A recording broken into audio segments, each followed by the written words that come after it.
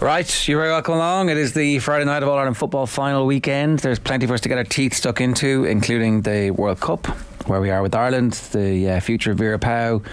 England won today, but not very impressive. Had a fairly important injury as well. So we'll talk about all that a little bit later on as well. In the meantime, Will O'Callaghan, good evening to you. Evening, Ger.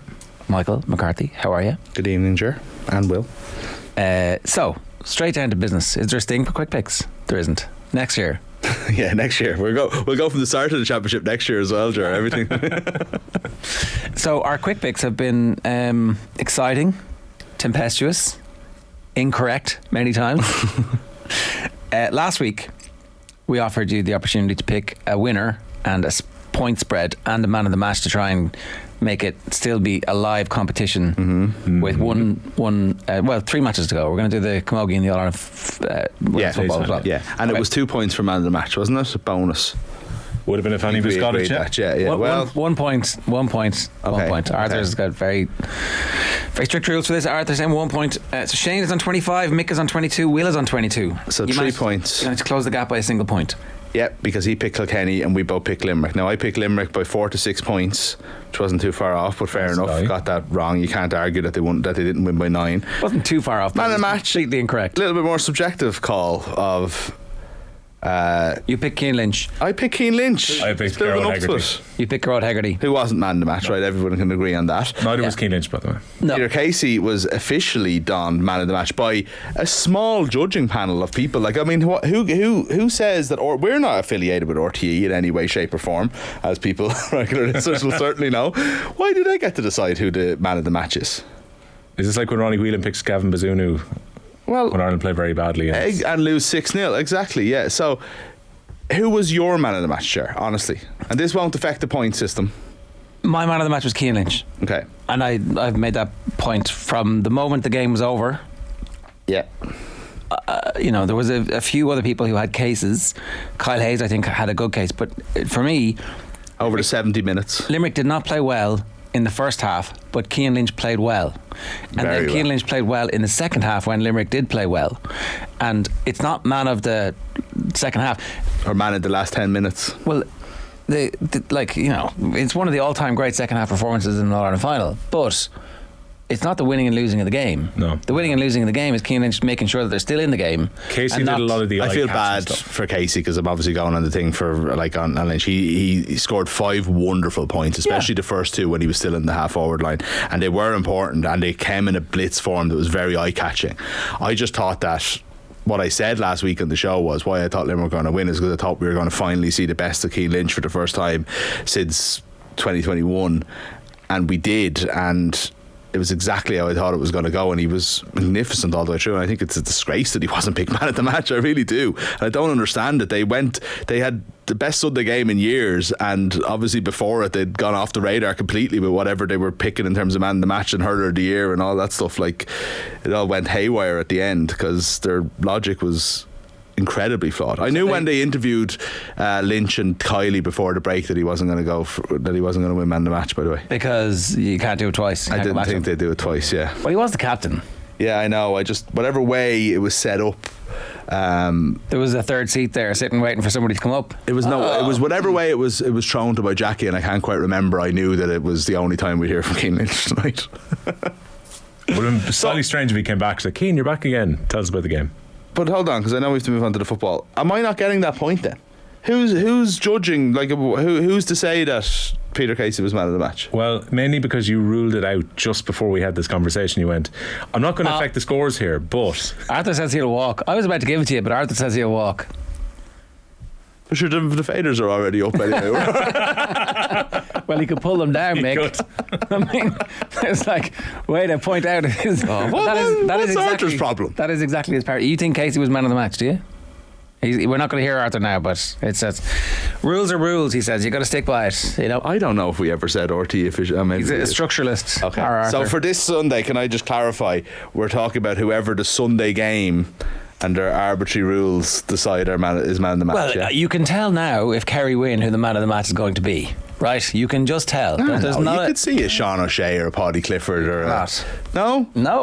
Paul Murphy gets 4 points from wing back and shuts somebody down and does like a block of the line or something like that. RT will give it to Clifford. Just very briefly as an aside, right? Gavin Cooney was in with us during the week on Off the Ball AM, Sports Breakfast Show from OTB, and we were in an break going, do you think the GAA's killed our soccer team? Because, like, imagine having Cian Lynch and Clifford playing in the same team. David Clifford told Joe brings this up all the time, that he was a Midland centre half. I know, but then somebody would have realised that, oh, hang on a second, you're actually like a cold, dead-eyed assassin killer. You're going up front, buddy, and we are going to pummel the ball in your direction, and you're going to use your elbows and strength, and your feint, and your jumping, and Cian Lynch is going to be the one supplying the bullets. Yeah. So if Cian Lynch was good enough to go on and be an Ireland international, do you not think he would have stayed in the system, given that he was already at St. Kevin's Boys at the time? Basically, at a crucial step in his development, he was right there. So if he was going to be good enough at soccer to go on and be, say, a professional and maybe play internationally, would he not have stayed in that stream and continued to do so? I think if he'd had all the hours of coaching that he's had from Paul Kinnerk, except Paul Kinnerk was a soccer coach. Yeah, possibly, but I do think that there's, like, everybody has to be discovered a little bit younger than, like, I mean, Cian Lynch would have been 22 or 21, 22 whenever Paul Kinnerk came into his life, you know. Oh, but he'd already played like as a 17, 18-year-old. Yeah, Limerick senior team. but look at, say, Brian Gleeson, the Ireland under-20s, right, who could easily be playing the number 8 for Tipperary now. Yeah, there's the Cork under-20s captain whose name escapes me, who's literally going into the academy. That was his last game of hurling because he's going to Munster. They choose the professional. Jerry O'Connor. Yeah, they choose the professional. Ben O'Connor, not Jerry. Yeah, I was thinking. He's got a famous name. It's so famous. It's the same name. It's actually. He doesn't have a twin called Jerry. No, he's just a Ben O'Connor all on his own. But these guys choose the professional ranks. Like, there's even a good few people, like at club level, anecdotally, that you'd know at home, who's like, right, they're good hurlers, they enjoy it, they want to play hurling, but Munster have them signed up, you know, and that's in the hurling heart. All right, Mick, you brought cold logic to this part. I don't like the whole we have GAA, therefore we're bad at football. We get an email about that into Tangent, I would say twice a week. They're like, correct. I agree with them. Move on. Move on. You've been over to Ger's night on the Tangent already. Right. Quick pick score 25, 22, 22. We're not giving Mick a point because otherwise there'd be no show. I would have given you a point, to be honest, just for the sake of it. I was all from arguing it, but pure just logic. Before I start, if you want to listen back or scrub back, you'll find that Mick went, I'm not looking for the point here, but I'm going to make this argument. So there's a 3-point lead for Shane. You know you did. Football. What do you... Shane's not here, but he has sent in his pick. So Shane spent the first part of the week in Dublin and then was down in Kerry and was seduced. Met Owen Sheehan in his house. Owen Sheehan is back on terracotta, as they would say in Only Fools and Horses. And so they met, and you can listen to that podcast if you want. I suspect he's going to pick Kerry. Is he going to pick Kerry? Yeah. Shane has picked Kerry, yeah. Oh, he has picked Kerry to win between 1 and 3 points, which is our we pick, it's 1 to 3, 4 to 6 or 7 plus is our, you know, our 3 things for the bonus point, and he's picked, you know who? David Clifford to win man of the match. Man. That's now I feel safe. like, do you know what I feel like he's done there, Ger? I feel like he's leading on, you know, up the 18th on Sunday, and he's just hit an iron off the tee, and he's hit it to the middle of the green. He's not looking for a birdie here. It's fair enough. Yeah. No, there are 2 more matches to come after this. Would say that's how you lose tournaments. Also, Shane Hannon wouldn't be top if it wasn't for Paul Shaughnessy having a few, you know, I would say left field calls elsewhere. Paul was far braver with Shane's picks a while back, and that's randomly. Did he pick Roscommon to win one of the games, or there was something? He had 2 picks that nobody else had in a week. Yeah. Okay, so has Shane opened the door to any Dublin-loving people in studio? Will? No, I was tempted. Arthur and I were talking about this last night, and it's funny, there's kind of this feeling all week that a lot of people are edging towards Dublin at this stage, it seems. Well, I think a couple of weeks ago... Are Kerry the favourites, am I right in saying that? I think just narrowly, though, at this stage. But we're talking evens as far as I know, yeah. Like the talk Close all week has, I think, been switching a little bit towards Dublin. Then you see the teams have been named. I don't know if Bugler doesn't come into the Dublin team. I thought Kieran Kilkenny was going to start, but the more I think about it, I actually think they are going to keep him for impact and to try and bring him in to control the match during the second half. And I am very seduced by the idea that Con O'Callaghan is now playing this year, and Con not playing was maybe the only difference between the sides 12 months ago in the semi-final. Kerry are evens and Dublin are 5-4, so it's a big enough difference in a 50-50 game. It's actually not 50-50. I would have thought it would have been a bit closer than that. In my head, this is a literal coin toss 50-50 game. And that's why I hate that Shane has gone for 1-3 Kerry, because that would have been my incredibly safe pick if I wanted to just go for it. We've got 2 more weeks. The fact there is 2 more weeks does draw me that way. But I actually don't think David Clifford's going to be man of the match. That might be my point of difference with him here. Right. I think Sean O'Shea might be man of the match. I have a feeling that Dublin might contain Clifford as much as they can. Good. Now explain to me what that is. I think keeping him under 4 to 5 points from play would probably be containing him. That's how good he is. Do you include Marky wins himself over the head of a giant? I include them. Oh, there. You include them as play, do you? I include a mark as the same as play. Yeah. He's won it himself. He's won a true football, like in the rules of the game. Yeah, and knows what he's doing when he's going for them as well. Okay, like last year when there was just a little bit of struggle going on with the sun, it's like, I've got this giant mark coming my way. So sorry. Maybe add 1 or 2 more if you're counting marks as from play then. But if you kept him in that kind of half dozen point category and you can curb his influence during the game, I think Dublin would be happy. 6 points from play is a huge return. It would be great. But hang on. He's definitely getting man of the match if he gets 4 from play and 2 marks. Kerry are going to win with a 6-point return from Clifford, which probably means 11 on the scoreboard, with freeze. And Sean O'Shea may well be the guy who's the difference maker. Well, maybe 9 that he'll get all the left foot frees. O'Shea will take some of the frees, the longer range ones. Yeah, and the right foot ones, Right, so Sean O'Shea, man of the match. Yeah. Kerry winning 1-3. Yeah. If Sean O'Shea gets man of the match and Clifford gets as much as you're saying, then Kerry are going to win by 10. Who won man of the match in last year's final? Clifford. Right, who should have won it? I think it was close enough that you go with the team, with the player on the winning team. I think Clifford. I'll make your argument, Ger. Who would you add? I would have Shane Walsh last year. Obviously. Yeah, he was incredible. Yeah, but Clifford only scored 8 points last year, just the 8. But that includes the frees.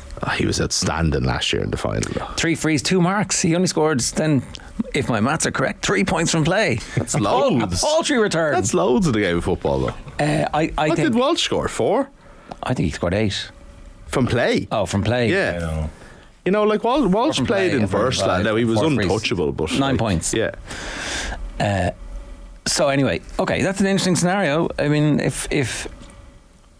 I think if Clifford is scoring 9 in total, then that's gone a very significant distance to them winning.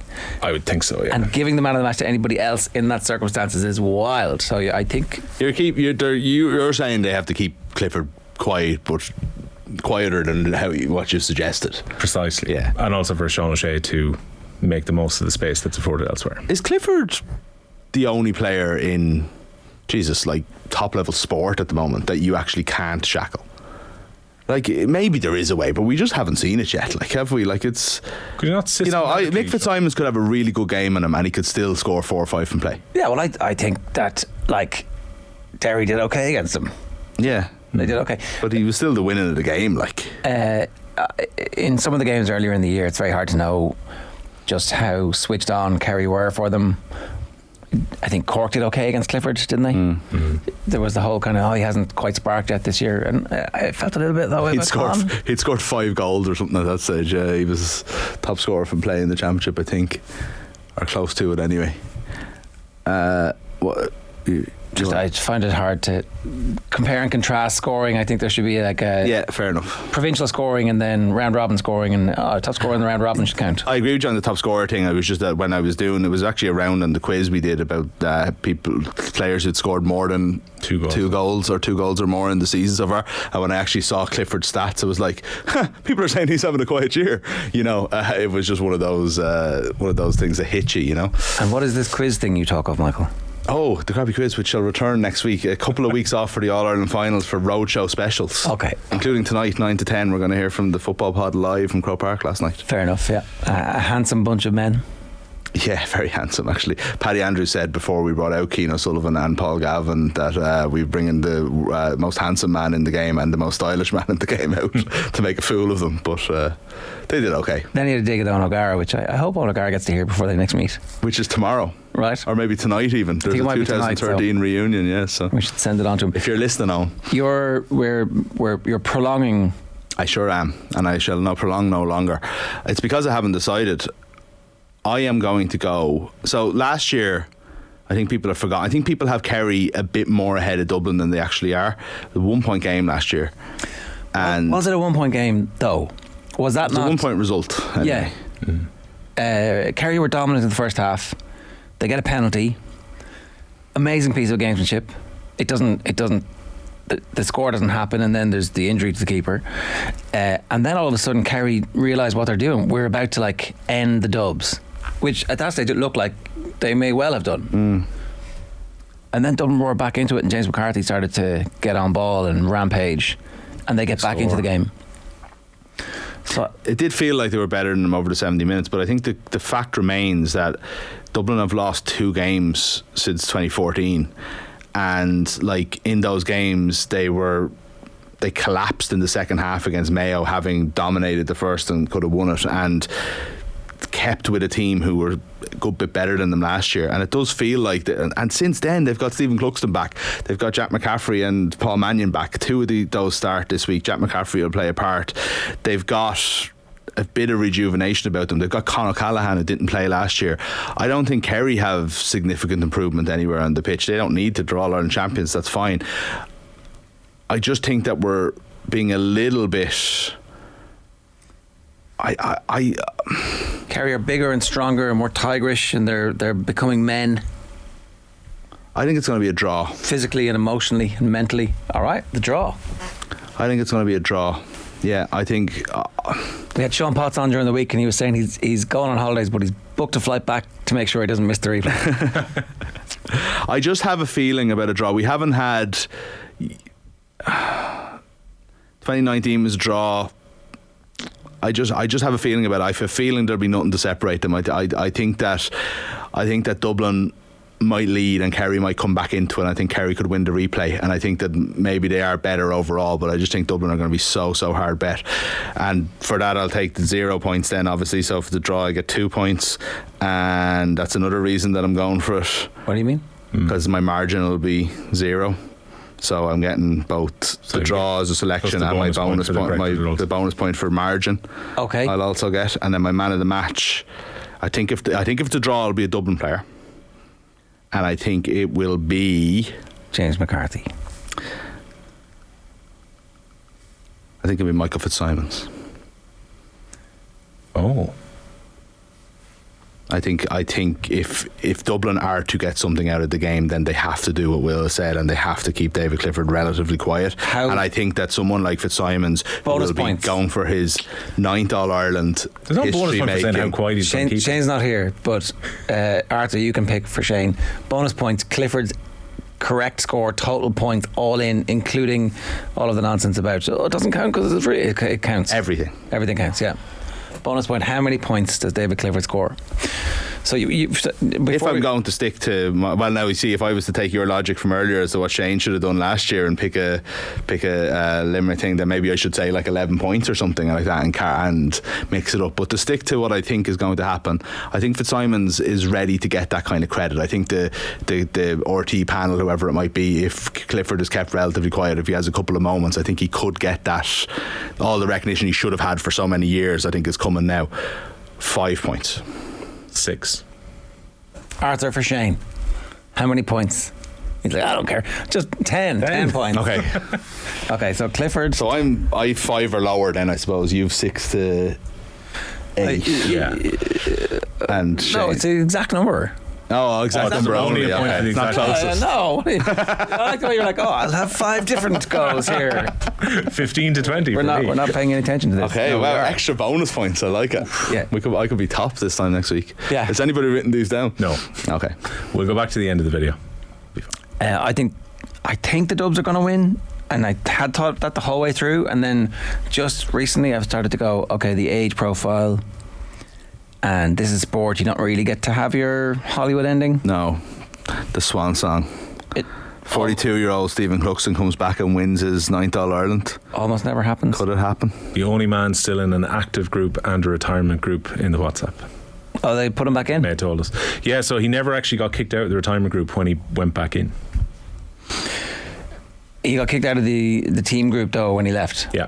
So he was in the retirement group. Now he's back. So you have to put him back in. He's in the team. Yeah, he's in the team. But they kept him in the retirement group despite the fact he's back in. But now. do you have to kick him out of the active group? Did he officially formally retire? Or That's a fair point. He wasn't in the squad though. Yeah. Either way, was he? Presumably he would have been removed. Maybe that was his official retirement when like Paddy or whoever added him to the retirement group and he accepted the invitation. If they do win, yes, it is a ludicrous story. yeah. That you get all of these back and that they all play a role. It is mad. And They'll all play a role too as well. It is absolutely mad. And then you have the two lads who never left in Fitzsimons and McCarthy, who are still such a huge. Like, I'm after picking Fitzsimons for man of the match, and you argued with me saying it was going to be James McCarthy. You know what I mean? Like, these are still like current legends of the game, still playing at the top level. It's unreal. If Dublin win, Player of the Year is McCarthy, I think. Yeah. You could also potentially give it to Fenton if he has a big game in the final, because the expectation is that Jack Barry is going to nullify him. And if he doesn't get nullified by Jack Barry, then that's also this quite underrated comeback story where one of the greatest footballers of all time, Fenton, had come off that like, well, maybe he isn't, to now like all of a sudden getting back to the situation where... Yeah, and at the same time you've got a narrative going in about Kerry's midfield post David Moran, and you know you've got Donegal, O'Callaghan, Derry, and now Dubs. Yeah, and they've gone and beat everyone in front of them all. Yeah, I think Brendan Rodgers was excellent. Like, you can't just say that was nothing to do with the... Was it not during the black card where he had his I think he was good the whole game. Sean though for those 10 minutes, didn't he? Like, yeah, but also the black card is a thing too that counts. You know, you did do that thing. You did deserve that black card. That is. Yeah, but he didn't do it against the team of Barry and O'Connor because one of them wasn't there. No, because he got a black card. So yeah, you get deducted. I agree with you. And you got the black card due to the pressure points. was under. That's it. Yeah. All right. Okay.